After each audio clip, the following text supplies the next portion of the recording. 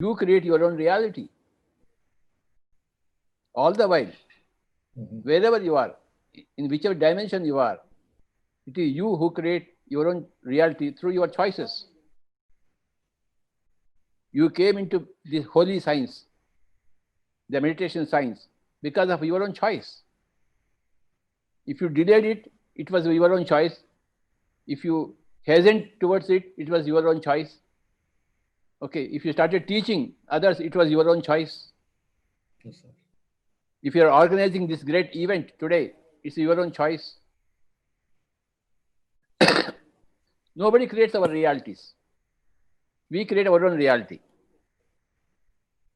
That is the first fundamental thing we have to understand. Yes, sir. We can't blame others, and we can't even give credit to others. You cannot blame anybody for your misfortunes, and you can't give any credit to anybody for your fortunes. You are squarely responsible for your own totality.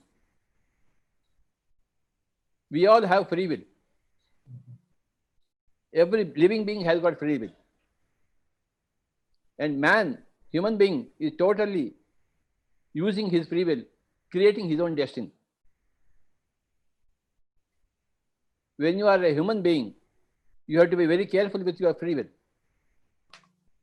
What you choose, how you choose, why you choose, all these are very, very important questions. So, spiritual science tell you, okay, Baba, if you choose this way, you go that way.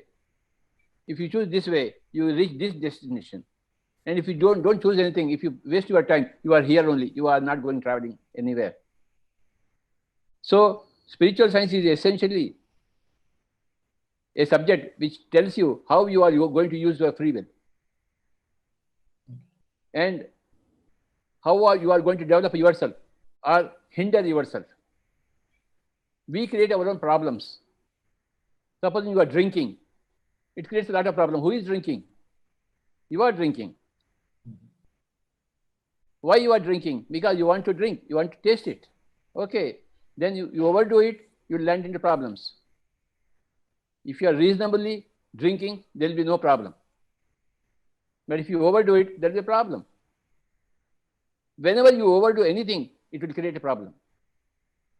So, in the pyramid spiritual social movement, the main thing is middle path. Neither more nor less.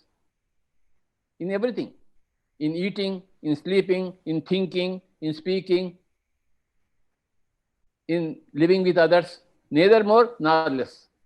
Eating, neither more nor less. Thinking, neither more nor less. Speaking, neither more nor less. Earning money, neither more nor less. So, excepting for meditation, in all other departments, you must follow the middle path. Neither more nor less. That is the definition of middle path. But in meditation, then you go away from the middle path. You can do as much as you want. There is no limit. Sky is not the limit for meditation.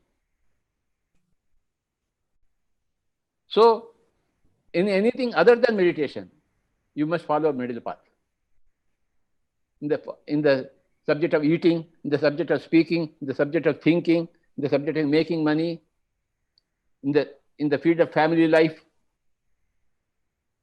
neither more nor less. In enjoying yourself, in traveling yourself, neither more nor less. But in meditation, you can never do more. You can never hit the sky. So, middle path in worldly life and total dedication in spiritual path. Both the things must be hand in hand. You must live in the world holding the middle path, and you must leave the world holding meditation in your hand. You should go inside yourself. When you open your eyes, you are in the world. But when you want to go inside, you must close your eyes. Eyes are the window for the outer world. In the outer world, you must follow middle path. That is wisdom. If you don't follow middle path, you will go into extremes. You will be a drunkard. You will be a smoker.